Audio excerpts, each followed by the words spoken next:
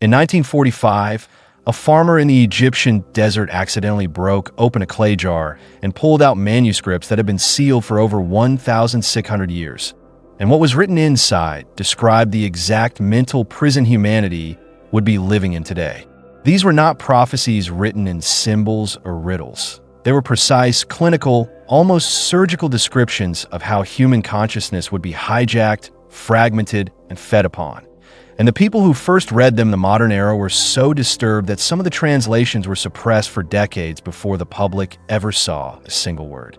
In December of 1945, near the town of Nag Hammadi in Upper Egypt, a man named Muhammad Ali al-Salman was digging for fertilizer in the cliffs along the Nile River when his mattock struck something hard beneath the soil. What he pulled out of the ground that day was a sealed earthenware jar, roughly 3 feet tall, and for a moment he hesitated to open it. Local legend warned that jars like this sometimes imprison jinn, dangerous spirits that could be released if the seal was broken. But the possibility that the jar might contain gold eventually overpowered his fear, and he smashed it open.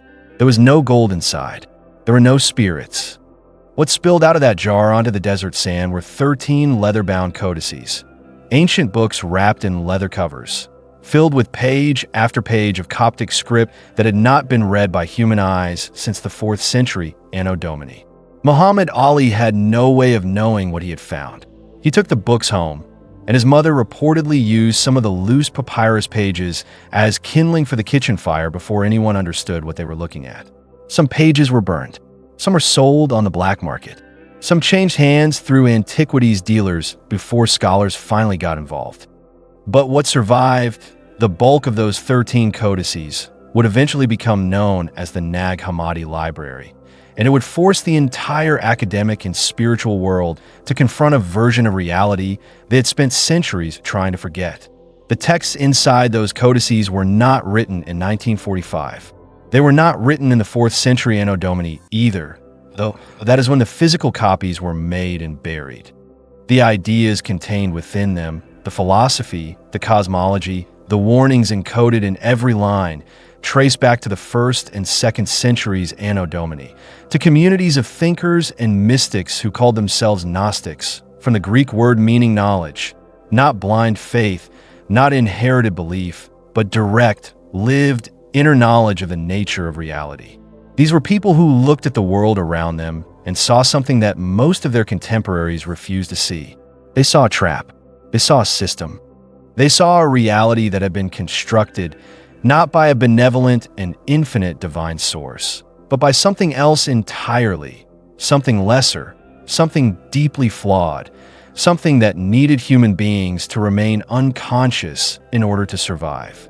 The Gnostics described this lesser creator as the demiurge, a word borrowed from Plato but used in a far darker sense. In Gnostic cosmology, the demiurge is not the ultimate god.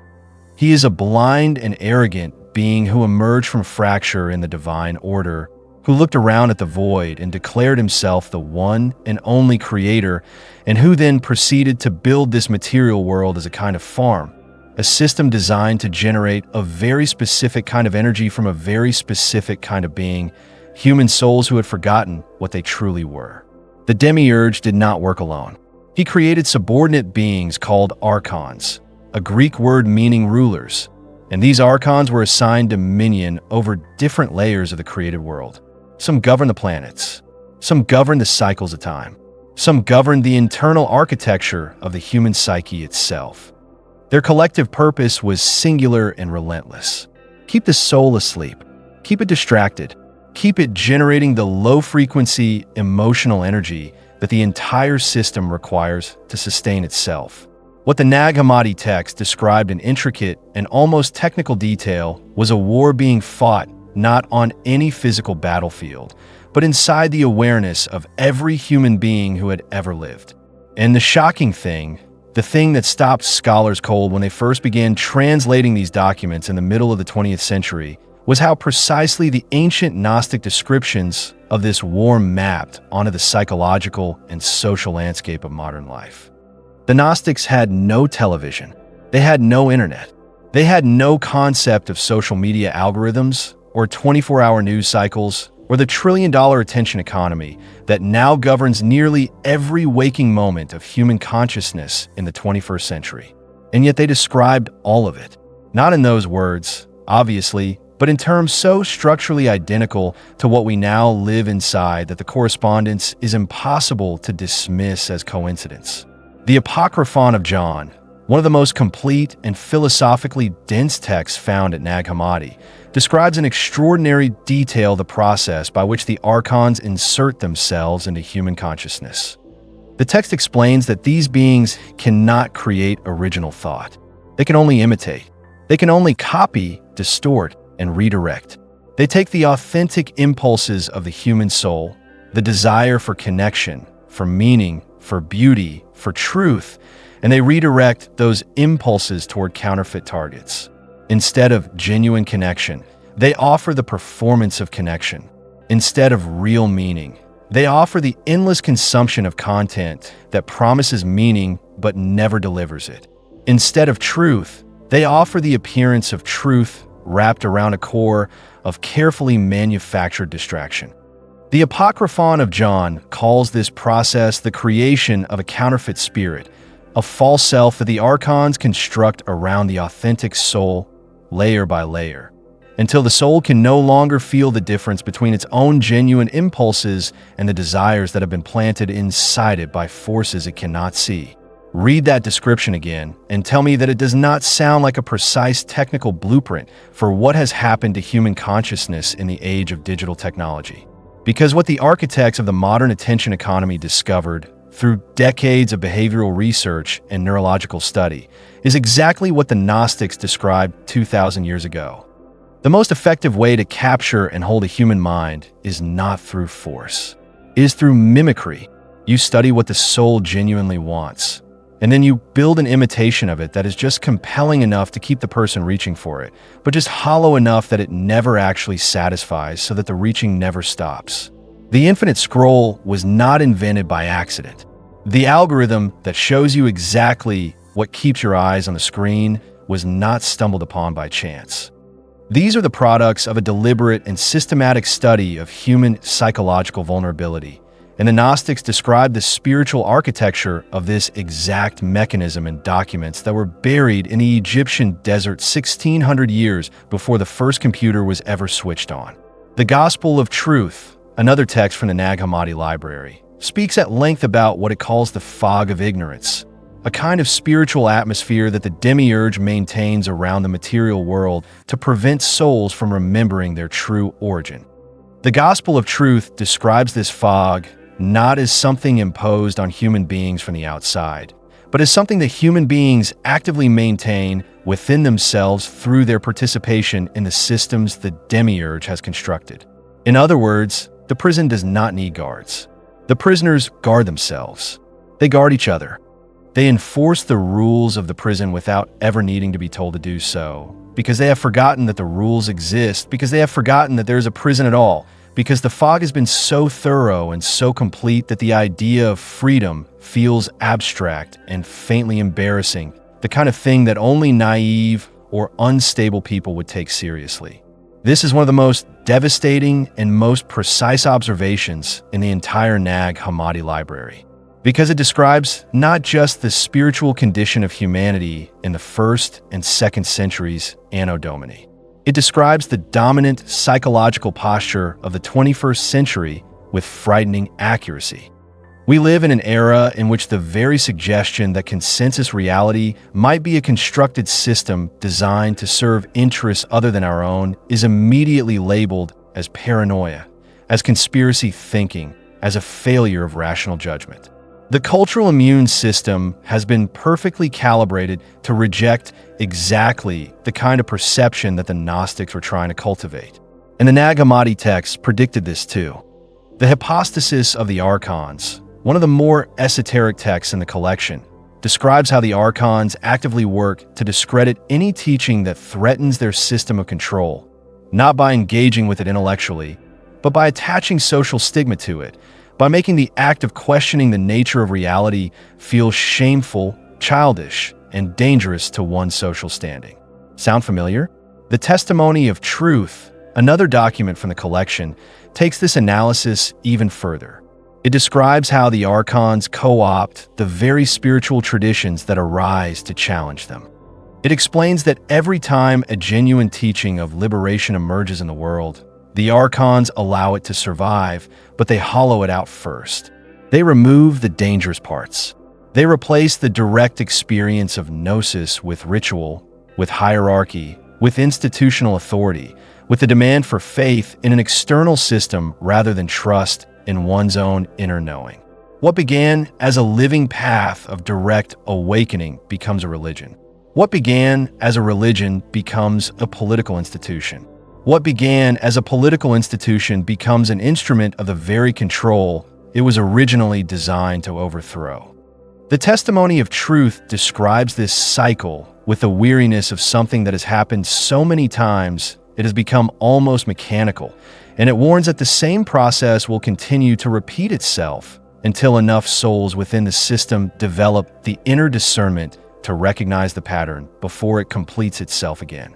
The Tripartite Tractate, perhaps the most philosophically sophisticated document in the entire Nag Hammadi Library, offers what might be the most unsettling prediction of all. It describes a future condition of humanity in which the soul's capacity for silence has been almost entirely destroyed. The Tripartite Tractate explains that the archons understand something fundamental about the nature of consciousness, which is that genuine awareness, the kind of awareness that can perceive the true nature of reality, can only arise in stillness, in the absence of noise, in the gap between thoughts. And so the archons devote enormous energy to ensuring that such gaps never appear, that the human mind is always occupied, always stimulated, always reacting to something, always generating the kind of fragmented, anxious, low-frequency mental activity that both prevents awakening and simultaneously provides the exact energetic harvest the system requires.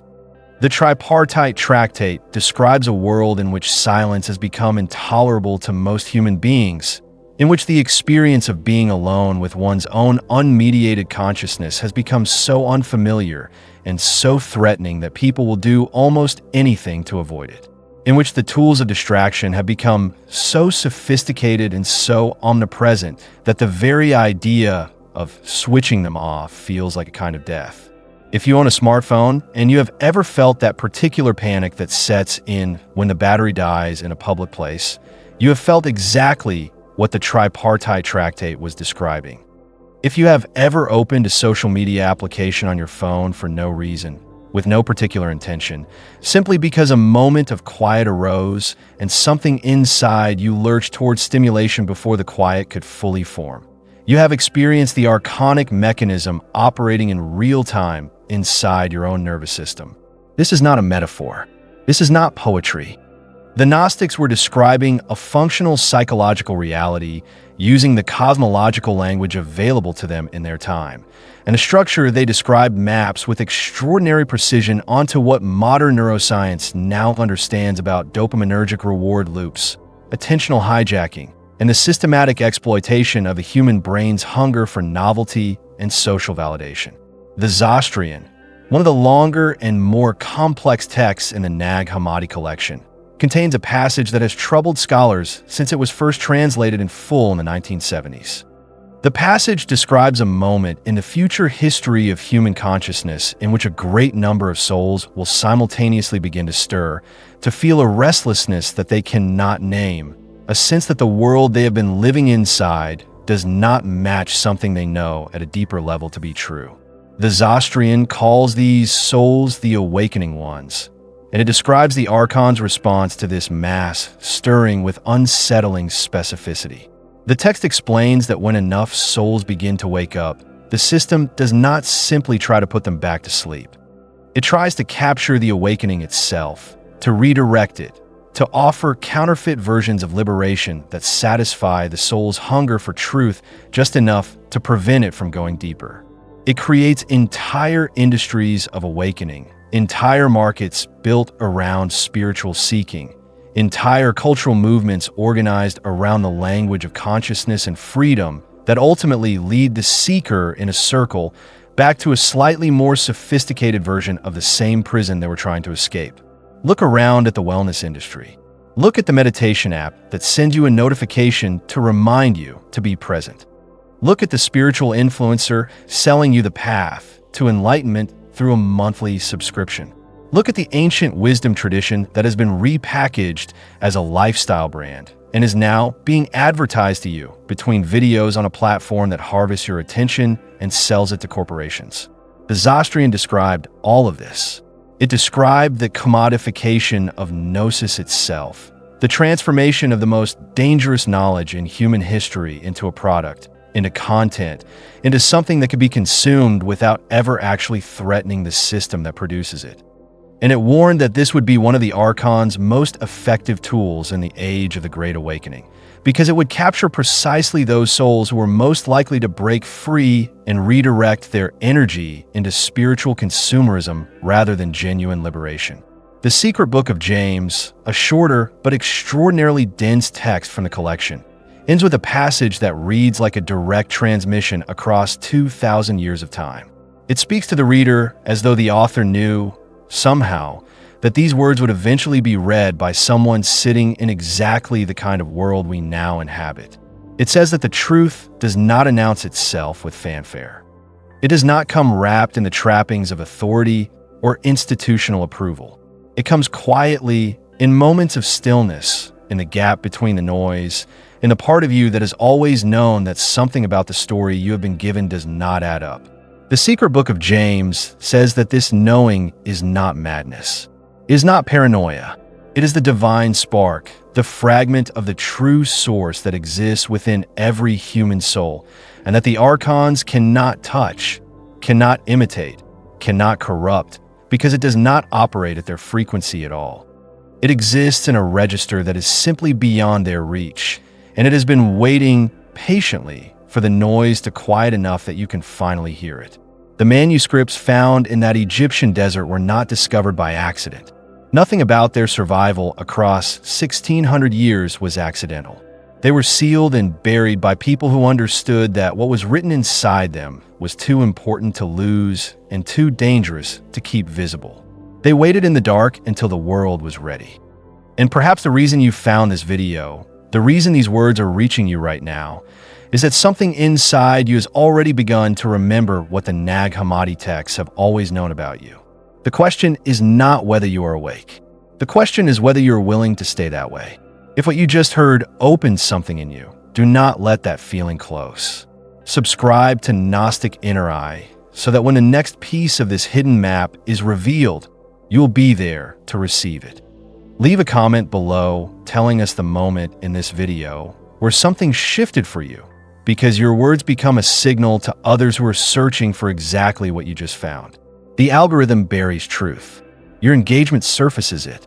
Like this video, share it with one person who is ready, and we will keep going deeper together.